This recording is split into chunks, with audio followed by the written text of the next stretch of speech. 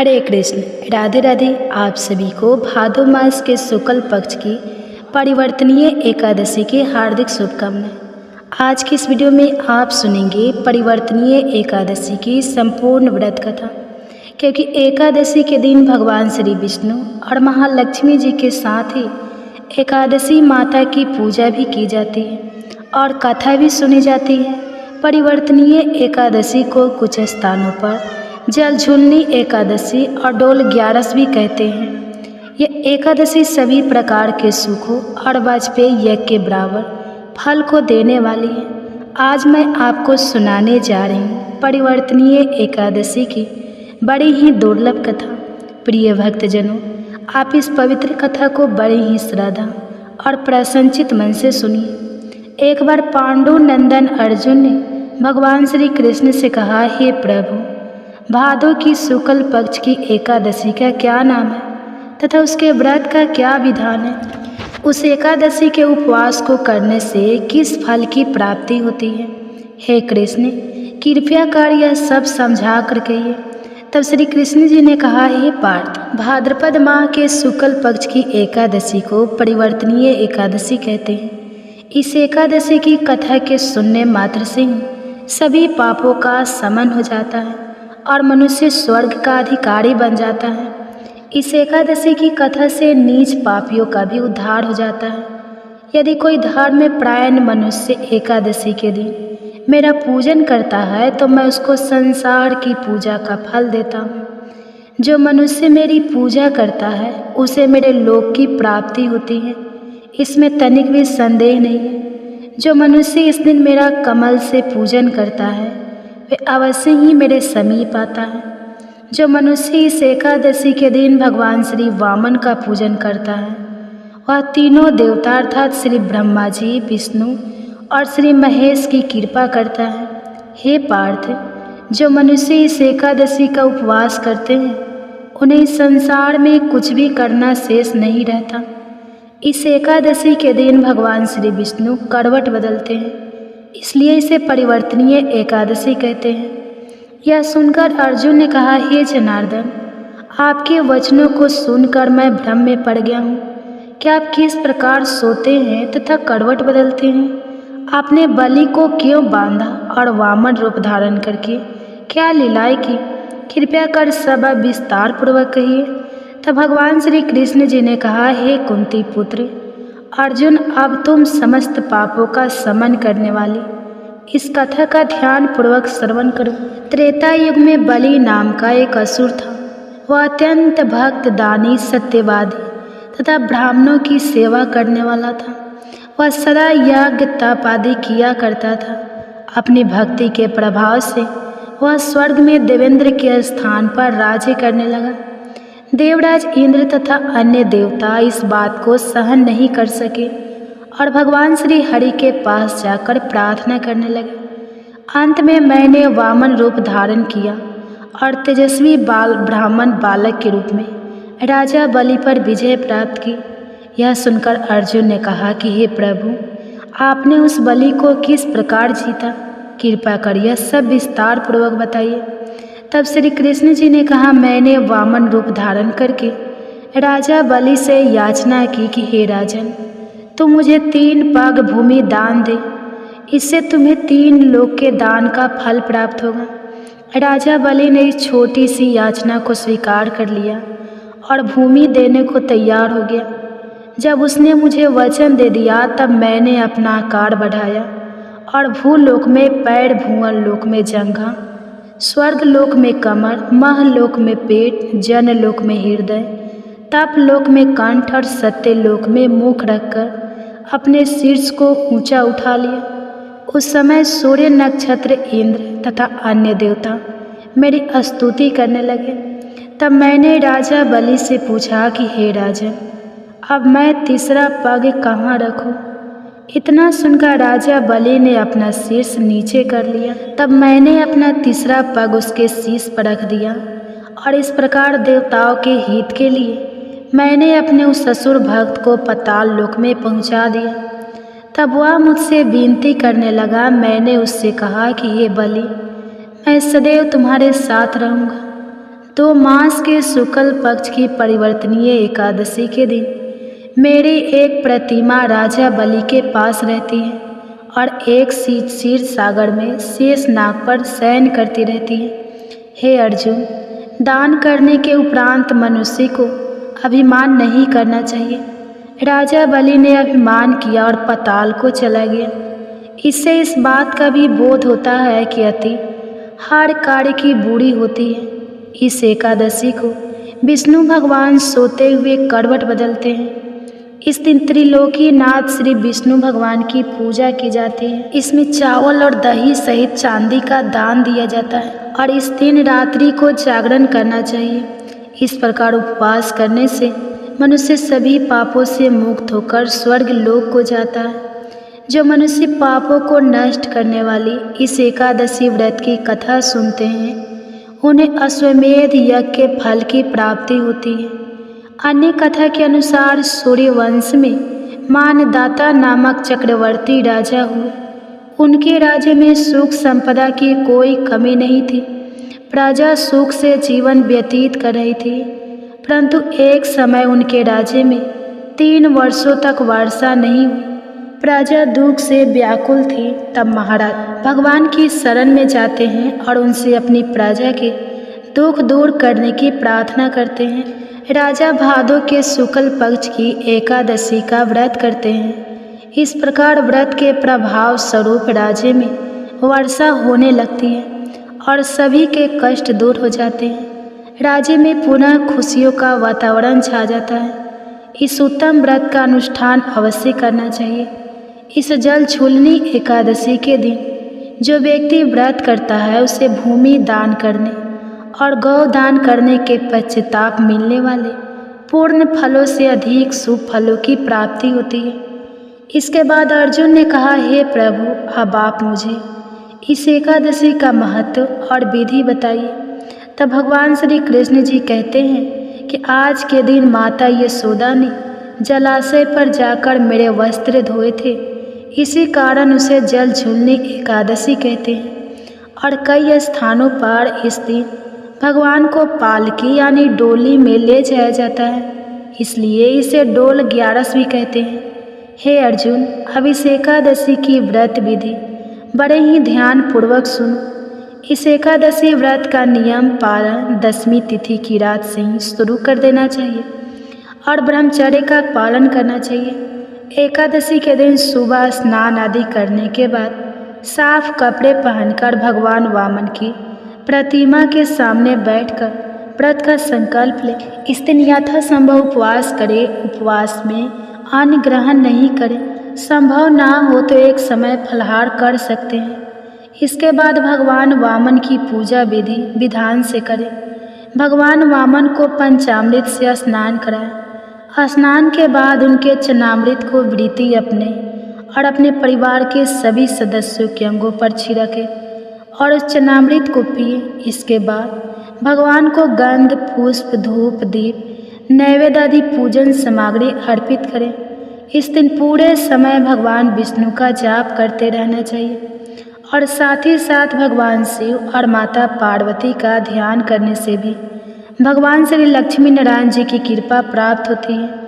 व्रत के अगले दिन वेद पाठ करने वाले ब्राह्मणों को भोजन कराकर दान दक्षिणा दें। ऐसा करने से घर में सुख, शांति, ऐश्वर्य में वृद्धि होती है और निश्चित रूप से संतान सुख की भी प्राप्ति होती है। इस दिन सूर्य देवता को अर्घ्य अवश्य दें। केले के पेड़ की पूजा करें और गाय को चने की दाल और गुड़ अवश्य खिलाएं।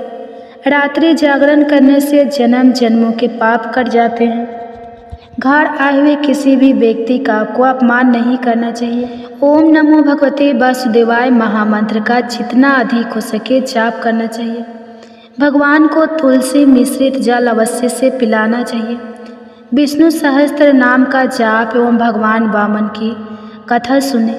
रात को भगवान वामन की मूर्ति के समीप ही सोए और दूसरे दिन यानी द्वादशी के दिन वेद पाठे, ब्राह्मणों को भोजन कराकर दान देकर आशीर्वाद प्राप्त करें।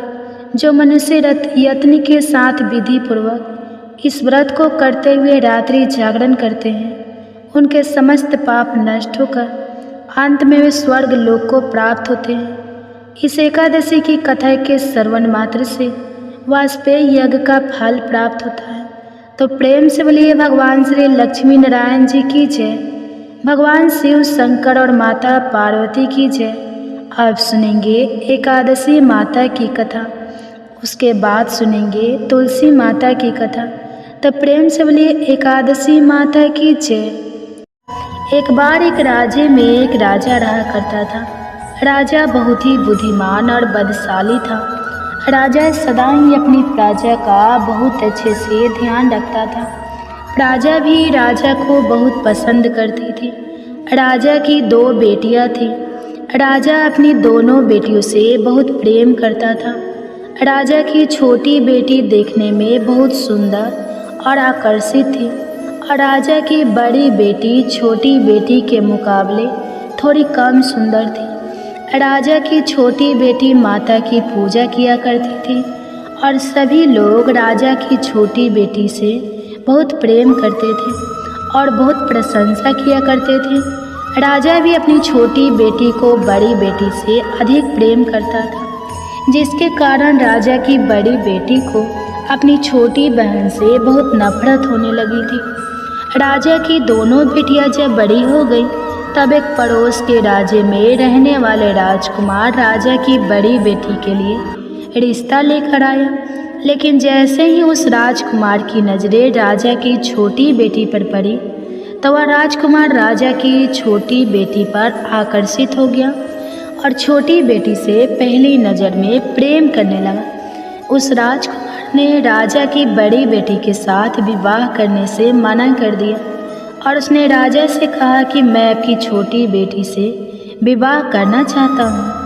यह सब देखकर राजा की बड़ी बेटी अपनी छोटी बहन से बहुत क्रोधित हो गई और राजा की बड़ी बेटी ने अपनी छोटी बहन को अपना सबसे बड़ा दुश्मन मान लिया। राजा की बड़ी बेटी ने अपनी छोटी बहन से बदला लेने का निर्णय किया। राजा की बड़ी बेटी ने अपनी छोटी बहन को जान से मारने का उपाय सोचा। राजा की बड़ी बेटी ने अपनी छोटी बहन को मारने के लिए सबसे पहले एक लड्डू में जहर मिलाकर अपनी छोटी बहन को दे दिया और उसको लड्डू खाने के लिए कहा। लेकिन लड्डू खाने के बाद भी छोटी बहन को कुछ भी नहीं हुआ।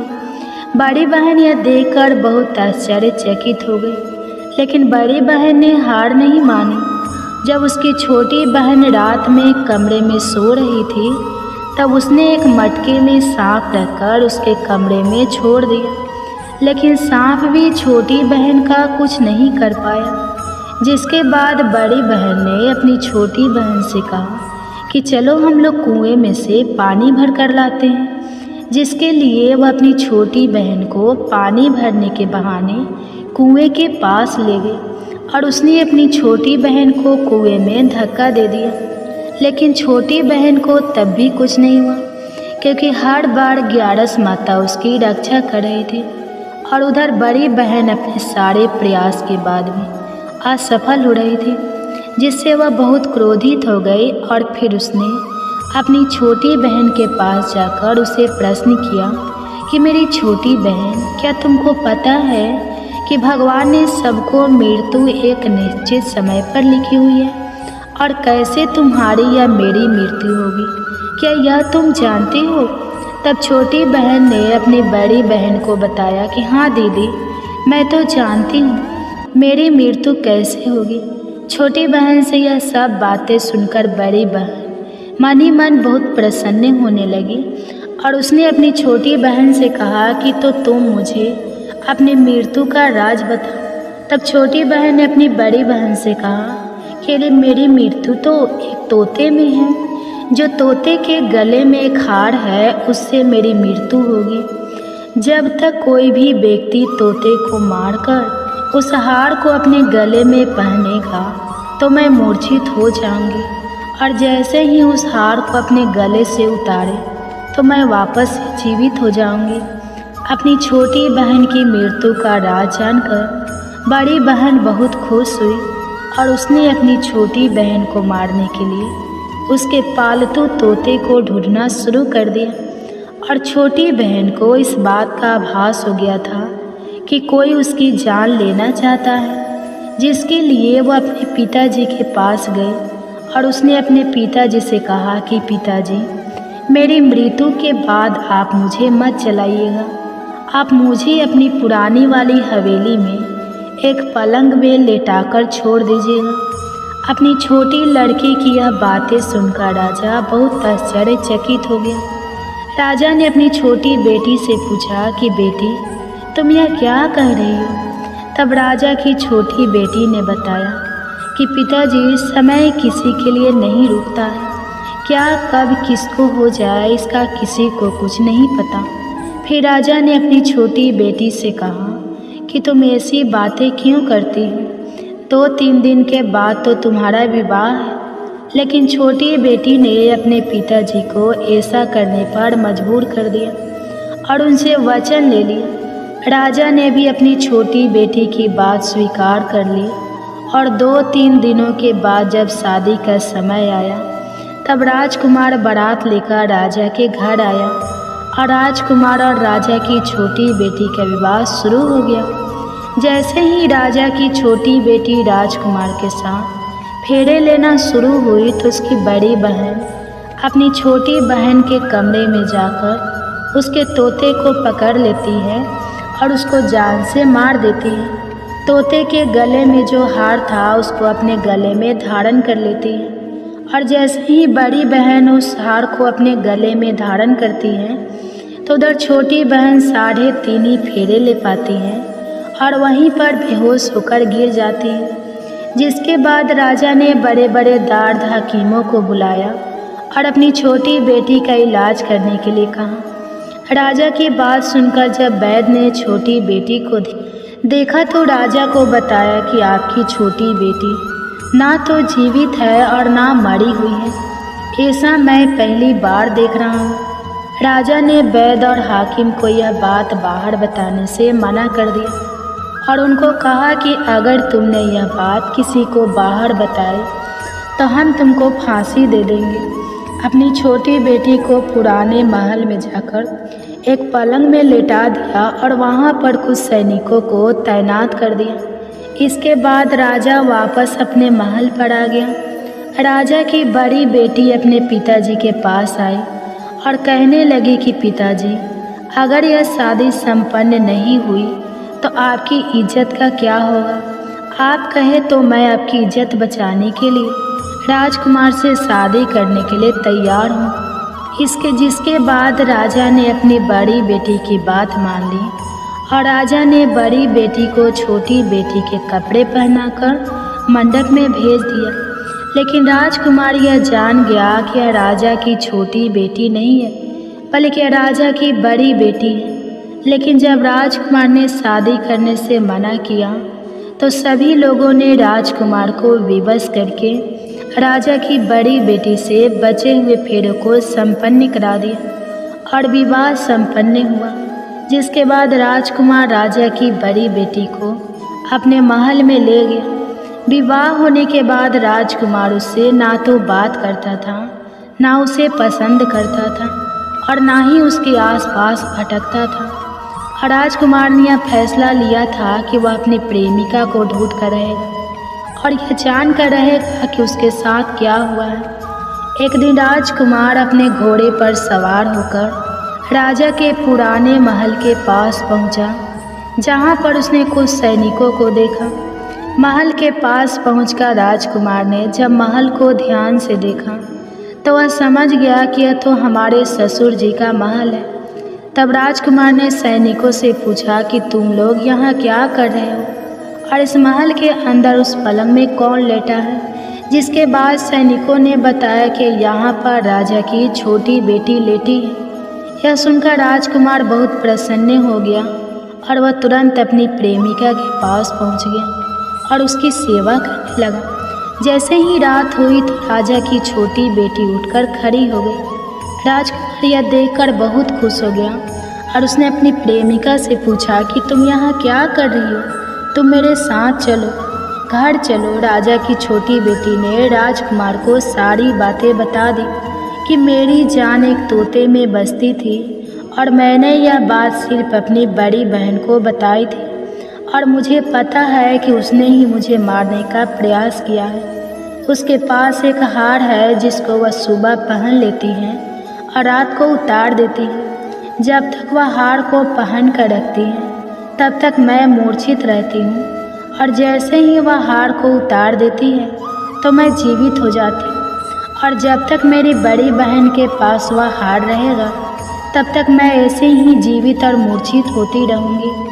अगर मेरी बड़ी बहन के पास जो हार है वह मेरे हाथ लग जाए तो मैं हमेशा के लिए जीवित हो जाऊँगी। राजकुमार यह सब बातें सुनकर राजा की छोटी बेटी के पास रहने का निर्णय लेता है और उसने अपने बचे हुए सारे फेरे उस पलंग में लेटी हुई राजकुमार की छोटी बेटी के साथ ले लिए और अपना विवाह पूर्ण कर लिया और वहीं पर वह रहने लगा। देखते ही देखते कुछ समय में राजा की छोटी बेटी और राजकुमार की पत्नी गर्भवती हो गई। एक दिन राजकुमार को किसी काम से बाहर जाना पड़ा। तब छोटी बहन के पेट में बहुत तेज से दर्द होने लगा, जिसके बाद उसने माता का आह्वान किया, जिसके बाद वहाँ माता प्रकट हुई और उन्होंने अपने भक्तों के दर्द को दूर किया और एक पुत्र की प्राप्ति करवाई। और वहीं पर अचानक से राजकुमार भी आ गया। राजकुमार ने ग्यारस माता को देखा तो वह आश्चर्यचकित हो गया और उसने तुरंत ग्यारस माता को प्रणाम किया। और ग्यारस माता ने राजकुमार से कहा, जब तुम्हारा पुत्र 5 वर्ष का हो जाए तो तुम आकर अपनी पत्नी का हार इसकी गली में डाल देना। और देखते ही देखते राजकुमार और राजा की छोटी बेटी का पुत्र 5 वर्ष का हो जाता है। तो राजकुमार अपने बेटे से कहता है कि बेटा, मैं कुछ काम से बाहर जा रहा हूँ, तुम अपनी माता का ध्यान रखना। और वहाँ से चला जाता है। राजा को बाहर निकलता देखकर बड़ी बहन के सैनिक देख लेते हैं और बड़ी बहन को जाकर सारी बातें बता देते हैं, जिसके बाद बड़ी बहन अपनी छोटी बहन के पुत्र को वहाँ से उठवा लेती है और उसको मरवा देती है। छोटी बेटी के पुत्र के 2 टुकड़े करवा देती है। पहला टुकड़ा चक्के के पास छुपा देती है और दूसरा टुकड़ा अपने पलंग के नीचे रख लेती है। अब ग्यारस माता भिखारी का रूप लेकर आती हैं और एक भिखारी का रूप रखकर बड़ी बहन के पास चली जाती है, जिसके बाद वहाँ पर भिक्षा मांगने लगती है। तो बड़ी बहन अपने सैनिकों से कहती है कि जाकर भिक्षा दे दो, लेकिन जैसे ही नौकर ग्यारस माता को भिक्षा देने के लिए आते हैं तो माता उन्हें मना कर देती है और कहती है कि मैं तुम्हारी महारानी से ही भिक्षा लूँगी। जिसके बाद बड़ी बहन स्वयं ही भिक्षा देने के लिए माता के पास आती है। तब माता एक बिल्ली का रूप लेकर उसके कमरे में चली जाती हैं और वहाँ पर छोटी बेटी के पुत्र के 2 टुकड़ों को आपस में जोड़ देती है और उसे जीवित कर देती है। फिर उसे वहाँ से ले जाती है। राजकुमार अपने बेटे को लेकर अपनी पत्नी के पास आ जाता है और उसे कहता है कि तुम इसका ध्यान रखना। अगर तुम इस बच्चे का अच्छे से ध्यान रखोगी तो मैं तुमसे बात करूँगा। एक दिन राजकुमार अपने बच्चे से कहता है कि तुम मम्मी से उनके गले का हार मांग लो। तो अपने पिता की बात मानकर राजकुमार का लड़का अपनी मम्मी के पास जाता है और कहता है कि मम्मी, मुझे तुम्हारा हार चाहिए। यह सुनकर पहले तो बड़ी बहन बहुत क्रोधित होती है, पर उसको याद आता है कि राजकुमार ने कहा था कि अगर मैं इस बच्चे का ध्यान अच्छे से रखूंगी तो वह मुझसे बात करेंगे, जिसके कारण वह हार उस बच्चे को दे देती है और वह तुरंत हार को ले जाकर अपने पिताजी को दे देता है। और तभी राजकुमार अपने बेटे को लेकर वहाँ से जाने लगता है और अपनी पत्नी से कहता है कि तुम हमारे लिए खाना बनाकर रखना, मैं शाम को आकर तुम्हारे साथ खाना खाऊंगा। और वह अपने बेटे को लेकर वहाँ से चला जाता है, जिसके बाद वह राजा के पास जाता है और उनको सारी बातें बता देता है।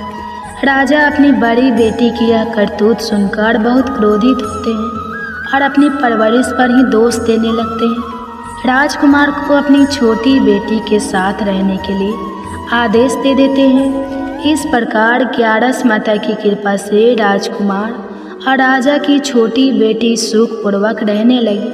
प्रेम से बोलिए एकादशी माता की जय। प्रेम से बोलिए माता लक्ष्मी और भगवान विष्णु की जय, माता पार्वती और भगवान शंकर की जय। कथा के बाद अब आप आरती श्रवण कीजिए। ओम जय एकादशी माता मैया, जय एकादशी माता, विष्णु पूजा व्रत को धारण कर, विष्णु पूजा व्रत को धारण कर, शक्ति मुक्ति पाता।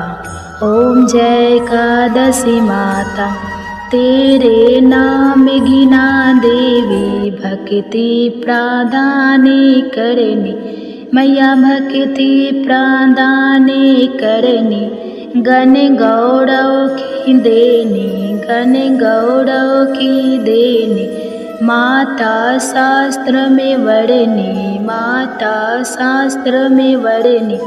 ओम जय एकादशी माता, मार्गशीर्ष की कृष्ण पक्ष की उत्पन्न विश्वरणी, जनमी मैया उत्पन्न विश्व तारे जनमी, शुक्ल पक्ष में हुई मोक्षदा, शुक्ल पक्ष में हुई मोक्षदा, मुक्ति दाता बन आई। ओम जय एकादशी माता, पौष की कृष्ण पक्ष की सफला नामक है, सफला नामक है, शुक्ल पक्ष में होए पुत्रदा, आनंद अधिक रहे।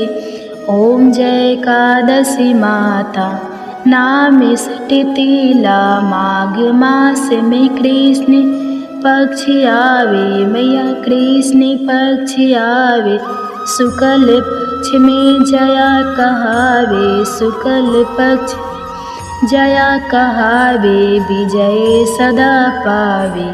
ओम जय एकादशी माता, विजया फागुन कृष्ण पक्ष में, शुक्ला आमल की मैया, शुक्ला आमल की मैया, पापे मोचनी कृष्ण पक्ष में, चैत्र महाबली की। ओम जय एकादशी माता, चैत शुक्ल में नामे कमदा, धन देने वाली मैया, धन देने वाली मैया, नाम बरुथिनी कृष्ण पक्ष में, नाम बरुथिनी कृष्ण पक्ष में, बैसाखी माह वाली। ओम जय एकादशी माता, शुक्ल पक्ष में हुई मोहिनी, अक्षय कृष्ण पक्ष नाम, निर्जला सब सुख करने, नाम निर्जला सब सुख करने, शुक्ल पक्ष रखी। ओम जय एकादशी माता, योगिनी नाम आषाढ़ में जानो, कृष्ण पक्ष करनी देवसैनी नाम कहाओ, शुक्ल पक्ष धरनी। ओम जय एकादशी माता, कामिका श्रावण मास में आवे, कृष्ण पक्ष कहिए श्रावण शुक्ला होए, पवित्र आनंद से रहिए। ओम जय एकादशी माता, आजा भाद्रपद कृष्ण पक्ष की, परिवर्तन शुक्ला इंद्र आश्विनी कृष्ण पक्ष में, इंद्र आश्विनी कृष्ण पक्ष में, भवसागर निकला। ओम जय एकादशी माता, पापे कुंसा शुक्ल पक्ष में, आपे हरण हारी, रामा माँ कार्तिक में आवे, सुखदायक भारी। ओम जय एकादशी माता, देवोत्थिनी शुक्ल पक्ष की, दुख ना सके मैया, दुख ना सके मैया, पावन मास में करू विनती, पावन मास में करू विनती, पार करो नैया। ओम जय एकादशी माता, परमा कृष्ण पक्ष में होती, जन मंगल करनी मैया, जन मंगल करनी मैया, शुक्ल मास में होए पगनी, शुक्ल मास में होए पगनी, दुख दरिद्र ओम जय एकादशी माता। जो कोई आरती एकादशी की भक्ति सहित गावे, मैया भक्ति सहित गावे, जन गुरु देता स्वर्ग का वासा, जन गुरु देता स्वर्ग का वासा, निश्चय वह पावे। ओम जय एकादशी माता, ओम जय एकादशी माता, ओम जय एकादशी माता। प्रेम से बोलिए एकादशी माता की जय, प्रेम से बोलिए लक्ष्मी नारायण भगवान जी की जय। आशा करती हूँ आप सभी का पुत्रदा एकादशी का व्रत सफल हो और भगवान श्री लक्ष्मी नारायण जी की कृपा आप और आपके पूरे परिवार पर सदा बनी रहे। आपको यह कथा पसंद आई हो तो वीडियो को लाइक करिएगा, शेयर करिएगा, कमेंट्स में भगवान श्री विष्णु जी और माता लक्ष्मी जी की जय लिखिएगा और चैनल को सब्सक्राइब कीजिएगा। जय श्री राधे राधे कृष्णा।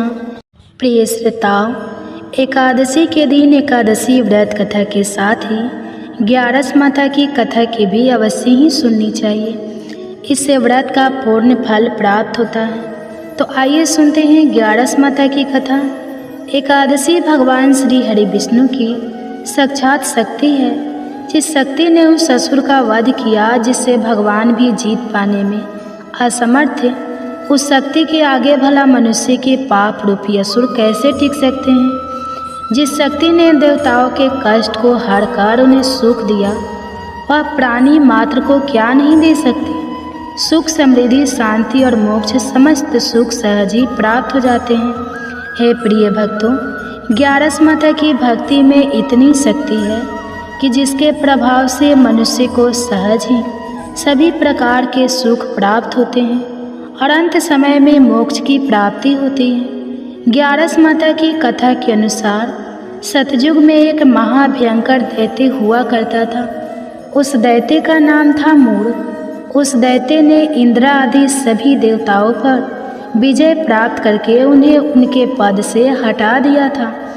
तब इंद्र आदि देवताओं ने भगवान शंकर से प्रार्थना की कि हे भोलेनाथ, हम सभी देवता मूढ़ दैत्य के अत्याचारों से दुखी होकर मृत्यु लोक में अपना जीवन व्यतीत कर रहे हैं।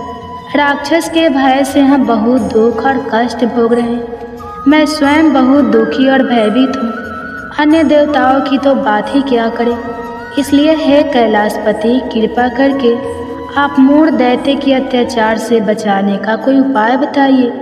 हे प्रिय भक्तों, देवराज इंद्र की प्रार्थना सुनकर भगवान शंकर ने कहा, हे देवेंद्र, आप भगवान श्री हरि विष्णु की शरण में जाइए। मधु कैटभ का संहार करने वाले भगवान श्री हरि विष्णु देवताओं को अवश्य ही इस भय से मुक्त करेंगे।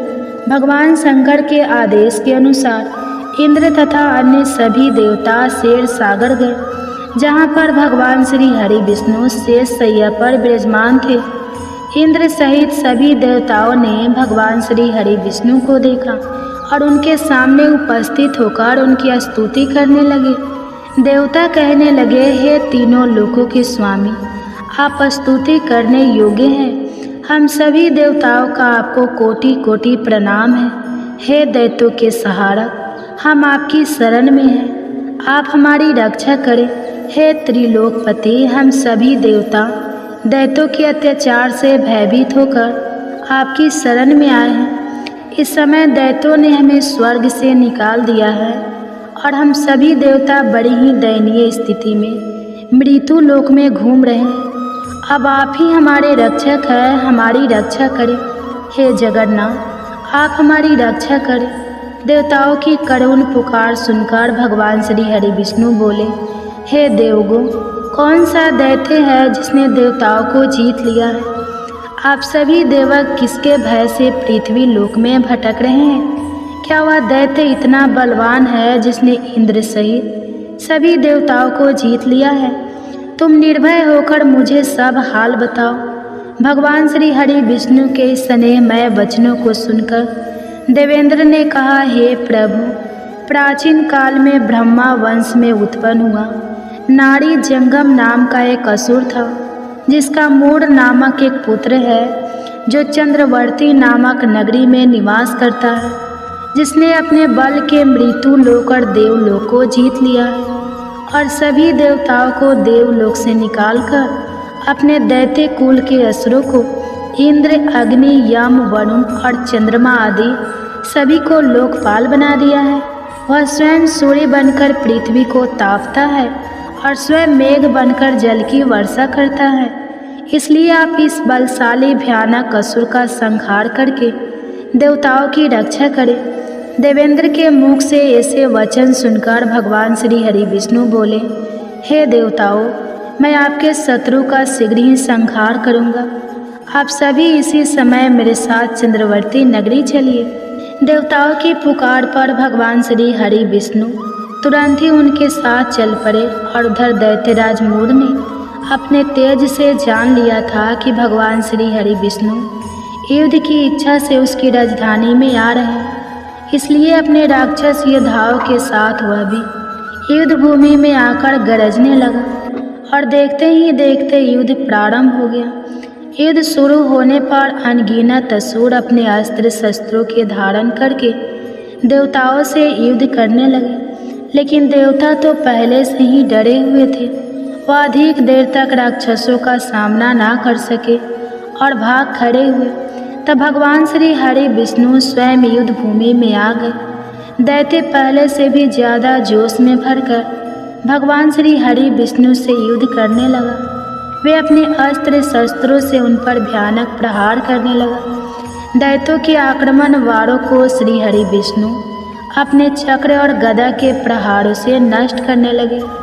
इस युद्ध में अनेक दैत्य सदा के लिए मृत्यु की गोद में समा गए, किंतु दैत्यराज मूढ़ भगवान विष्णु के साथ निश्चल भाव से युद्ध करता रहा।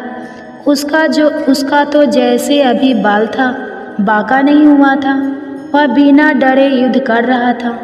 भगवान विष्णु मूर्ख को मारने के लिए जिन जिन शास्त्रों का प्रयोग करते, वे सब उसके तेज से नष्ट होकर उस पर पुष्पों के समान गिरने लगते। अनेक अस्त्र शस्त्रों का प्रयोग करने पर भी भगवान श्री हरि विष्णु उससे जीत ना सके।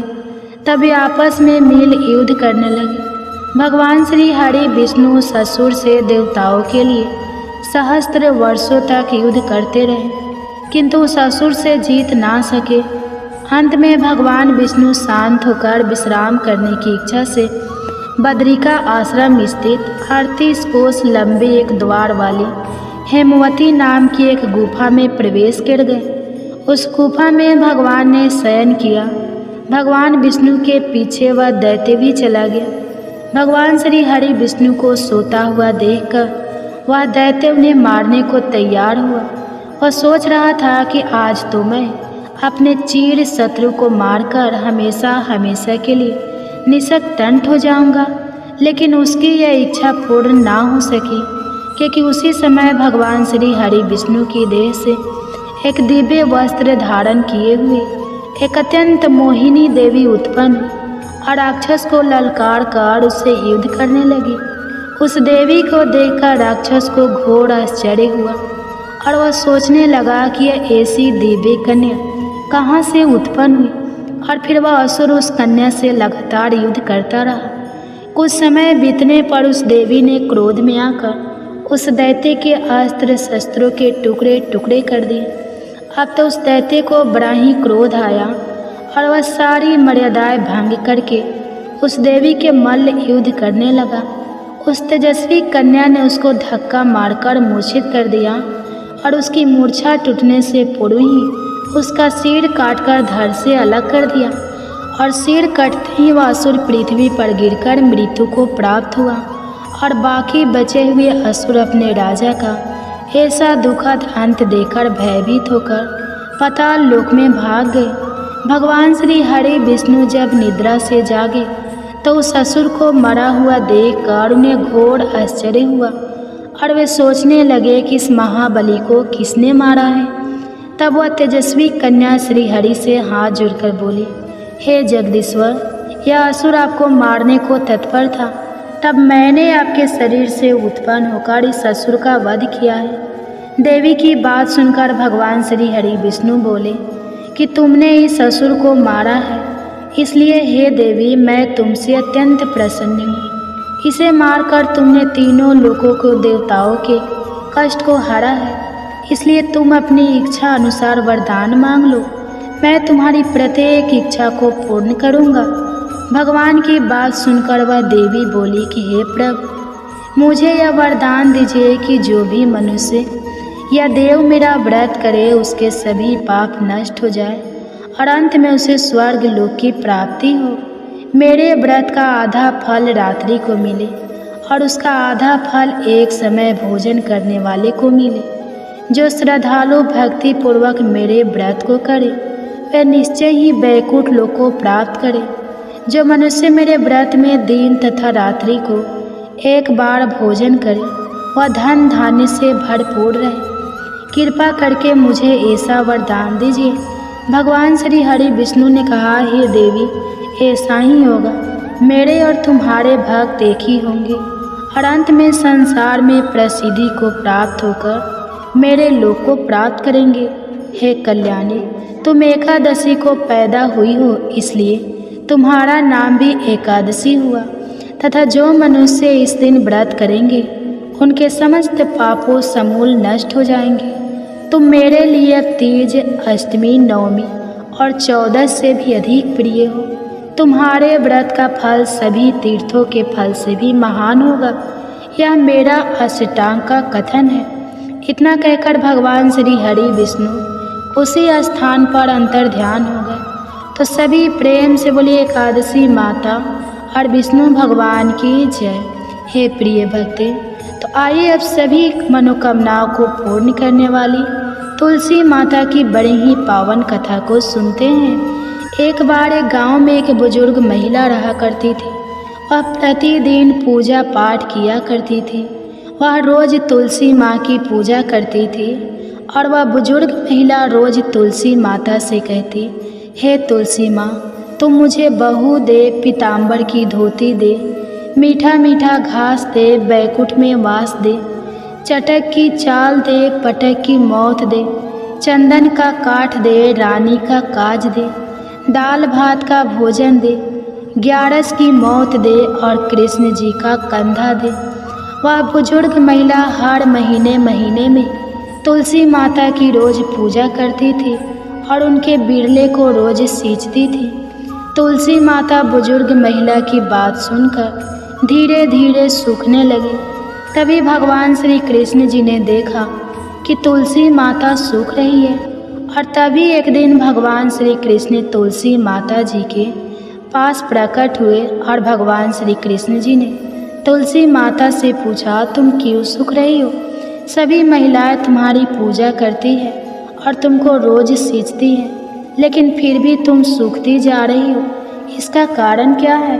जिसके बाद तुलसी माता ने भगवान श्री कृष्ण जी से कहा कि हे प्रभु, एक बुजुर्ग महिला मेरे पास रोज आती है और रोज एक ही बात बोलती है कि हे तुलसी माता, सबकी दाता मैं तेरा बिरला सींचती हूँ, तो मुझे बहू दे, पीताम्बर की धोती दे, मीठा मीठा घास दे, बैकुंठ में वास दे, चटक की चाल दे, पटक की मौत दे, चंदन का काठ दे, रानी सर राज दे, दाल भात का भोजन दे, ग्यारस की मौत दे और कृष्ण जी का कंधा दे।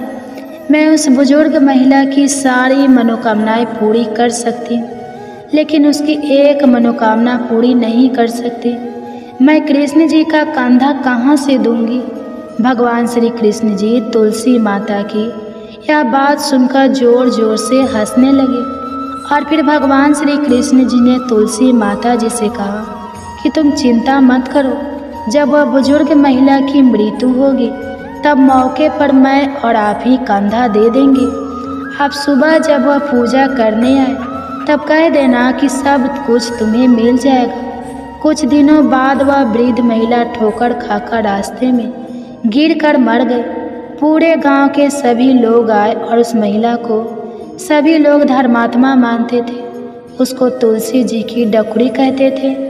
उसके परिवार में कोई भी नहीं था, इसलिए गांव वालों ने ही उसके अंतिम संस्कार करने की योजना बनाई और उसे नहलाकर जब बैकुंठी पर बैठाने के लिए उसे उठाने लगे तो उसका मृत शरीर इतना भारी हो गया था कि उसे कोई उठा नहीं पाया। यह सब देखकर वहाँ के सभी लोग तरह तरह की बातें करने लगे और कहने लगे कि यह इतना पूजा पाठ करती थी, हर समय माला फेरती थी, इसलिए यह इतनी भारी हो गई है। वही पूरे गांव में चर्चा होने लगी कि डोकरी माई कोई भक्ति नहीं करती थी या छल कपट करती थी। हम जिसे धर्मात्मा समझते थे वह पापी है जो कि किसी से भी नहीं उठ पा रही है। यह इसके कर्मों की सजा है। इधर भगवान ने सोचा कि मेरे भक्तों की निंदा हो रही है, इसलिए भगवान ने बूढ़े ब्राह्मण का वेश धारण करके वहाँ पर आए और वहाँ पर जितने भी लोग इकट्ठे हुए थे उनसे पूछने लगे कि यहाँ पर इतनी भीड़ क्यों लगी है, जिससे लोग कहने लगे कि यह डोकरी माई मर गई है और पाप इतना था कि इससे यह उठ ही नहीं पा रही है। सब उठाकर थक गए। तब ब्राह्मण जी ने कहा कि मुझे एक बार डोकरी के कानों में कहने दो, फिर वह देखो कैसे उठती है। तो सभी लोगों ने कहा कि आप भी प्रयास करके देख लीजिए। तब भगवान ने उस वृद्ध महिला के कानों में कहा कि हे डोकरी माई, देखो मैं आ गया। और जो भी बुढ़िया माई पूजा करते समय शब्द कहती थी वह शब्द उसके कानों में कहने लगे, तू बिरला सींच मेरा, मैं करूँ निस्तार तेरा। डोकरी माई बहू ले, बेटी ले, पोता ले, लड्डू ले, पीताम्बर की धोती ले, गहना ले, घी का घड़ा ले, मीठा मीठा खीर और पूड़ी ले, दाल भात का भोजन ले, धन दौलत ले, बेटा पोता को काम ले, तुलसी का पत्ता ले, मुंह में गंगा जल ले, 11 माता को दीन ले, श्री कृष्ण जी का कंधा ले। इतना सुनते ही डोकरी हल्की हो गई। भगवान ने बोला आओ और उसको उठाओ। भगवान ने हाथ लगाया और डोकरी उठ गई। सबको बड़ा ही आश्चर्य हुआ। उसे खूब धूमधाम से ले जाया गया। भगवान उसे अपने कंधे पर ले गए। पूरे गांव में इसकी चर्चा होने लगी, जिससे उसको मुक्ति मिल गई और वह बैकुंठ में चली गई। सभी लोग देखते रह गए। सभी लोगों ने देखा कि शमशान घाट तक तो ब्राह्मण साथी आया था, लेकिन अब वह दिखाई नहीं दे रहा है। इससे लोगों को समझ में आ गया कि वह और कोई नहीं, स्वयं भगवान ही बूढ़े ब्राह्मण के रूप में आए थे। तो बोलिए श्री राधा कृष्ण भगवान की जय। बोलिए श्री तुलसी शालिग्राम जी की जय। तुलसी माता और लक्ष्मी माता की कथाओं को सुनने से ही व्रत पूर्ण माना जाता है और भक्तों की समस्त मनोकामनाएं पूर्ण होती हैं। तो जिन लोगों ने व्रत नहीं भी रखा है उन्हें भी द्वादशी के दिन तुलसी माता की कथाओं को सुनने से धन संपत्ति और अनंत शुभ फलों की प्राप्ति होती है। तो आइए प्रिय श्रोताओं, भगवान श्री लक्ष्मी नारायण जी के चरणों का ध्यान करते हुए इन कथाओं को सुनते हैं।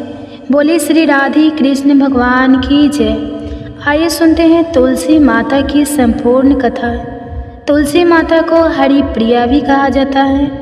जितना भगवान श्री हरि विष्णु सोने चांदी हीरे मोती और रत्नों से प्रसन्न नहीं होते, उतना सिर्फ तुलसी दल से प्रसन्न हो जाते हैं। सच्ची श्रद्धा भाव से तुलसी दल भगवान श्री विष्णु को अर्पित करने से मनुष्य के सभी संकट कट जाते हैं और मनोकामनाओं की पूर्ति होती है। शास्त्रों के अनुसार एकादशी के दिन तुलसी जी में कभी भी जल नहीं चढ़ाना चाहिए, क्योंकि तुलसी महारानी स्वयं एकादशी का निर्जल व्रत रखती है। लेकिन द्वादशी के दिन व्रत के पारण के समय तुलसी माता को जल अवश्य चढ़ाना चाहिए और पूरे विधि विधान से पूजा पाठ करके उनकी कथाओं को सुनकर ही अपना व्रत खोले। एक बुढ़िया माई तुलसी जी को सींचती थी और कहती थी, हे तुलसी माता, सत की दाता, मैं तेरा बिरला सींचती हूँ, मुझे बहू दे, पीताम्बर की धोती दे, मीठा मीठा घास दे, बैकुंठ में वास दे, चटल की चाल दे, पटक की मौत दे, चंदन का काट दे, रानी का राज दे, दाल भात का भोजन दे, 11 की मौत दे, कृष्ण जी का कंधा दे। तब तुलसी माता यह सुनकर सूखने लगी। तो भगवान ने पूछा, हे तुलसी, तुम क्यों सूख रही हो?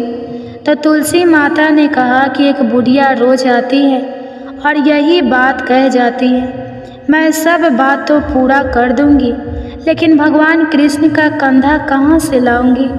तो भगवान बोले, जब वो मरेगी तो मैं अपने आप कंधा दे आऊँगा। तो बुढ़िया माई से कह देना। जब बुढ़िया माई मर गई, सब लोग आ गए। जब माई को ले जाने लगे तो वह किसी से नहीं उठी। तो भगवान श्री कृष्ण एक बार 12 बरस के बालक का रूप धारण करके आए और बालक ने कहा, मैं कान में एक बात कहूँगा तो बुढ़िया माई उठ जाएगी। बालक ने बुढ़िया माई के कान में कहा, बुढ़िया माई, मन की निकाल ले, पीताम्बर की धोती ले, मीठा मीठा घास ले, बैकुंठा में वास ले, चटक की चाल ले, पटक की मौत ले, कृष्ण जी का कंधा ले। यह सुनकर बुढ़िया माई हल्की हो गई। तो भगवान श्री कृष्ण ने उन्हें कंधा दिया और बुढ़िया माई को मुक्ति मिल गई। हे तुलसी माता, जैसे बुढ़िया माई को मुक्ति दी वैसे ही सबको देना। प्रेम से बोलिए श्री तुलसी महारानी जी की जय, भगवान श्री कृष्ण की जय। अब आप सुनिए तुलसी माता की दूसरी कथा। शिव पुराण के अनुसार पौराणिक समय में दैत्यों का राजा दंभ हुआ करता था। वह बहुत बड़ा विष्णु भक्त था। कई सालों तक उसके यहाँ संतान नहीं होने के कारण उसने शुक्राचार्य को अपना गुरु बनाकर उनसे श्री कृष्ण मंत्र प्राप्त किया।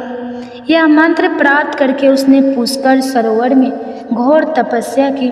भगवान विष्णु उसकी तपस्या से प्रसन्न हुए और उसे संतान प्राप्ति का वरदान दे दिया। भगवान विष्णु के वरदान से राजा दंभ के यहाँ एक पुत्र ने जन्म लिया। इस पुत्र का नाम शंखचूड़ रखा गया। बड़ा होकर शंखचूड़ ने ब्रह्मा जी को प्रसन्न करने के लिए पुष्कर में घोर तपस्या की। तपस्या से प्रसन्न होकर ब्रह्मा जी ने उसे वरदान मांगने को कहा। तब शंखचूड़ ने वरदान मांगा कि वह हमेशा अजर अमर रहे, वह कोई भी देवता उसे नहीं मार पाए। ब्रह्मा जी ने उसे यह वरदान दे दिया और कहा कि वह बद्री वन जाकर धर्मध्वज की पुत्री तुलसी जो तपस्या कर रही है उससे विवाह कर ले। शंखचूड़ ने वैसा ही किया और तुलसी के साथ विवाह के बाद सुखपूर्वक रहने लगा। उसने अपने बल से देवताओं, असुरों, दानवों, राक्षसों, गंधर्वों, नागों, किन्नरों, मनुष्य तथा त्रिलोकी के सभी प्राणियों पर विजय प्राप्त कर ली। वह भगवान श्री कृष्ण का परम भक्त था। शंखचूड़ के अत्याचारों से सभी देवता परेशान होकर ब्रह्मा जी के पास गए और ब्रह्मा जी उन्हें भगवान विष्णु के पास ले गए। विष्णु ने कहा कि शंखचूड़ की मृत्यु भगवान शिव के त्रिशूल से ही होगी, अतः आप उनके पास जाए। भगवान ने उन्हें चित्ररथ नामक गण को अपना दूत बनाकर शंखचूड़ के पास भेजा। चित्ररथ ने शंखचूड़ को समझाया वह देवताओं को उनका राज्य लौटा दे, परंतु शंखचूड़ ने मना कर दिया और कहा कि वह महेश्वर से युद्ध करना चाहता है। भगवान शिव को जब यह बात पता लगी तो वे युद्ध के लिए अपनी सेना लेकर निकल पड़े और दानवों में घमासान युद्ध हुआ, परंतु ब्रह्मा जी के वरदान के कारण शंखचूड़ को देवता नहीं हरा पाए। भगवान शिव ने शंखचूड़ का वध करने के लिए जैसे ही अपना त्रिशूल उठाया तभी आकाशवाणी हुई कि जब तक शंखचूड़ के हाथ में श्रीहरि का कवच है और उसकी पत्नी का सतीत्व अखंडित है तब तक इसका वध असंभव है। आकाशवाणी सुनकर भगवान विष्णु वृद्ध ब्राह्मण का रूप धारण कर शंखचूड़ के पास गए और उससे श्रीहरि कवच दान में मांग लिया। शंखचूड़ ने वह कवच बिना किसी संकोच के दान कर दिया। शंखचूड़ का रूप बनाकर तुलसी के पास गए। शंखचूड़ रूपी भगवान विष्णु ने तुलसी के महल के द्वार पर जाकर अपने विजय होने की सूचना दी। यह सुनकर तुलसी बहुत प्रसन्न हुई और पति रूप में आए भगवान का पूजन किया। ऐसा करते ही तुलसी का सतीत्व तो खंडित हो गया और भगवान शिव ने युद्ध में अपने त्रिशूल से शंखचूड़ का वध कर दिया। तब तुलसी को जब पता चला कि वे उनके पति नहीं हैं बल्कि वे तो भगवान विष्णु हैं, तो क्रोध में आकर तुलसी जी ने कहा कि आपने छल पूर्वक मेरा धर्म भ्रष्ट किया है और मेरे पति को मार डाला, अतः मैं आपको श्राप देती हूँ कि आप पाषाण होकर धरती पर रहें। तब भगवान विष्णु ने कहा कि देवी, तुम मेरे लिए भारतवर्ष में रहकर बहुत दिनों तक तपस्या कर चुकी हो। तुम्हारा यह शरीर नदी रूप में बदल कर गंडकी नामक नदी के रूप में प्रस्तुत होगा। तुम पुष्पों में श्रेष्ठ तुलसी का वृक्ष बन जाओगी और सदा मेरे साथ रहोगी। तुम्हारे श्राप को सत्य करने के लिए मैं पाषाण शालिग्राम बनकर रहूँगा। गंडकी नदी के तट पर मेरा वास होगा। प्रेम से बोले भगवान विष्णु और तुलसी माता की जय। आइए अब सुनते हैं गरीब ब्राह्मण और तुलसी माता की कहानी। एक नगर में एक गरीब ब्राह्मण अपनी पत्नी के साथ रहता था। वह भिक्षा मांगकर अपना सारा जीवन गुजारता था और भगवान की पूजा में लगा रहता था। वह इतनी ही भिक्षा मांगता था जिससे उसके और उसके परिवार का पेट भर सके। उस नगर का राजा बहुत धनवान और ब्राह्मणों का आदर करने वाला था। राजा किसी भी ब्राह्मण को अपने महल से खाली हाथ नहीं जाने देता था। दूर दूर से ब्राह्मण राजा के पास आते और उसे मुंह मांगा दान देकर आशीर्वाद देते हुए चले जाते।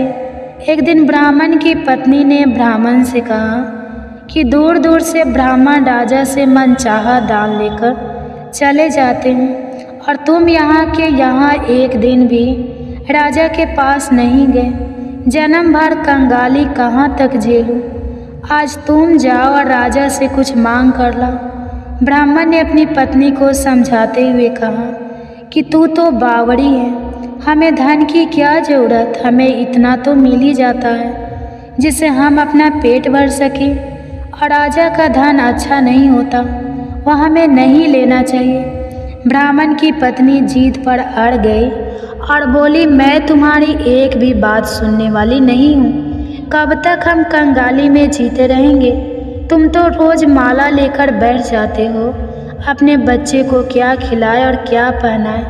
जब बच्चे दूसरे बच्चों को पहनते ओढ़ते और खाते पीते देखते हैं तो उनका मन भी ललच जाता है। आज तुम राजा के पास जाओ, राजा बहुत भला व्यक्ति है, वह हमें जरूर मुँह मांगा दाम देगा। मजबूर होकर ब्राह्मण राजा के महल की ओर चल दिया, पर राजा उस समय महल में नहीं था। ब्राह्मण को वापस लौटना पड़ा। दूसरे दिन ब्राह्मण की पत्नी ने ब्राह्मण को फिर से महल भेजा, परंतु फिर से महल में नहीं मिला राजा। तीसरे दिन राजा महल में मिल गया और उसने ब्राह्मण का स्वागत किया और उसे आसन पर बैठाया और 2 दिन ना मिल पाने के लिए क्षमा भी मांगी। राजा ने कहा, मैं आपकी क्या सेवा कर सकता हूँ? ब्राह्मण ने कहा, जो मैं मांगूँ तो आप दे सकेंगे? राजा ने कहा, हाँ कहिए, मैं आपकी क्या सेवा कर सकता हूँ? ब्राह्मण ने निवेदन किया, महाराज मैं कुछ और नहीं चाहता, बस आप मुझे अपनी पसीने की कमाई से 4 पैसे दान में दे दीजिए। ब्राह्मण की बात सुनकर राजा चौंक गया और सोचने लगा, खजाने में बहुत सारा धन पड़ा है, पर मेरी मेहनत की 1 कौड़ी भी नहीं है। राजा ने ब्राह्मण से कहा, आप मुझे 1 दिन का समय दें, मैं कल आपको आपका मुंह मांगा दान दूंगा। ब्राह्मण को जब खाली हाथ देखा तो पत्नी बोली, क्या हुआ? राजा ने कुछ नहीं दिया? ब्राह्मण बोला, राजा ने कल देने के लिए कहा है। ब्राह्मण की पत्नी सोचने लगी, शायद इन्होंने बहुत सारा धन मांगा होगा और राजा को इसकी व्यवस्था करने में समय लग रहा होगा, इसलिए कल बुलाया है। दूसरी ओर राजा ने अपनी राजसी कपड़े बदलकर फटे पुराने कपड़े पहने और मजदूर जैसा भेष बना लिया। जब राजा की पत्नी ने देखा और कारण पूछा तो राजा ने सब कुछ बताया। रानी बोली, मैं भी आपके साथ चलूँगी। राजा के हाँ कहने पर रानी भी पुरानी साड़ी पहनकर आ गई। इस प्रकार राजा और रानी मजदूरी की तलाश में शहर निकले।